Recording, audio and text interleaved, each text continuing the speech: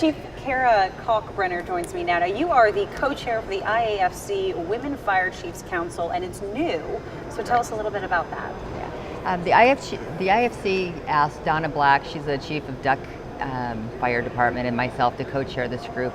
And what we found out is in the American Fire Service, there's about 50 female fire chiefs out of maybe 26,000 fire chiefs. Not a lot. Not a lot. Very, very small percentage. And the IFC came to us and asked if we would co-chair a council to bring these 50 women together and talk about issues that are prevalent in the fire service, such as recruitment, retention, succession planning, and some of the other areas that are prevalent across all the fire service, but they want to focus on women and what we can do to help each other.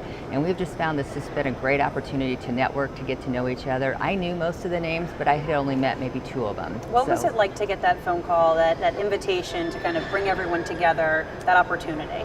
It was really interesting because I've been in the fire service for 32 years, and what you try to do is you want to blend in and you want to be a part of an inclusive group. And by asking us to separate ourselves out, I was somewhat hesitant because I wanted to make sure it was for the right reasons, that there wasn't any personal agendas, that we weren't coming together to, in essence, bitch about what happened years ago.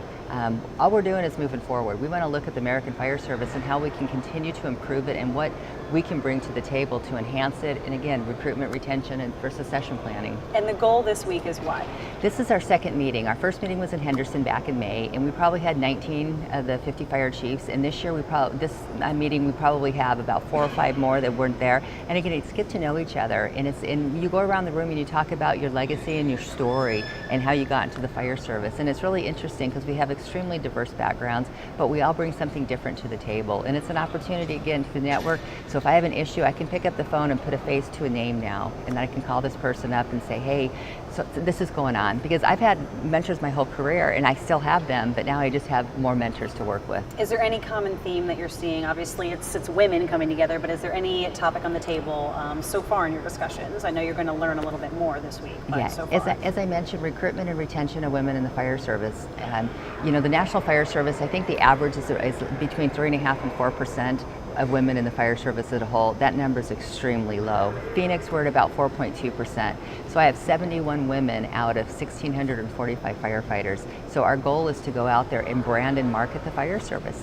It's amazing. You will ask young women what they want to do when they grow up, and very few of them will be saying a firefighter. And you ask them, would you like to be? When they're like, well, women aren't firefighters. And I heard that back in 1983 when I was first approached about it. And back then there weren't a lot of firefighters. So it's a shame that more people aren't aware that we do have women in the fire service, and we have women that have continued to progress up through the ranks and been, leaders in the industry. What was it for you that caught your interest, that got you engaged in the service?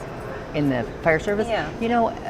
I grew up, I was going to be a nurse, and my mom was a nurse, grandmother was a nurse, and but I was always athletic, and I always liked to give back to my community. So I always had the public service in the back of my head, and when I was approached that women were in the fire service, it caught on like lightning. And lived in the city of Phoenix, and I became a cadet. I was a cadet and a volunteer for 2.5 years before I was even old enough to be a firefighter. And then I took the test and got on the job, so here I am 32 years later as the chief of the fire department. What would your advice be to young women who are possibly considering this or maybe hadn't even thought of it and this is the first time they're hearing about it? Go to the website, find out what your local fire station is, call the administrative offices, go visit a fire station, and find out if it's something that you really want to do, because it isn't Rescue Me and it isn't Chicago Fire. What we do as a professional or a career fire service is that we go out and we serve the public in a variety of ways. So people need to understand what it is. They're long days. We work 24 hours on and 48 hours off. We do that in Phoenix. There's different schedules, models, but you make sure you know what you're getting into, because it's extremely sexy, but it isn't sexy all the time. And there's resources to help you balance that. Absolutely, absolutely. The fire service as a whole, we come together as a group and we help each other out, and it's evolved for hundreds of years, and so the fire service has made the opportunity for men, women, anybody to be successful. Chief, thank you. I wish you the best of luck this week. Thank you, Sarah. Appreciate it.